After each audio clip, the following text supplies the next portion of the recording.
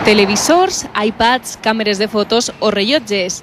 Als aparadors o a les pàgines web, els bancs i les caixes pengen tot tipus de reclams per a captar i fidelitzar els clients amb nòmina. Regals atractius no exempts de lletra menuda que cal revisar. Que no hi hagi un compromís de permanència amb l'entitat bancària, que no hi hagi un mínim de nòmina per assignar el contracte, que el contracte no porte aparellada el pagament de despeses en comissions, que no ens obliguen a contractar altres productes alternatius de la mateixa entitat bancària. L'oferta de regals, sobretot tecnològics, no és una estratègia nova per als bancs, però ara, en plena batalla per captar ingressos, s'ha incrementat.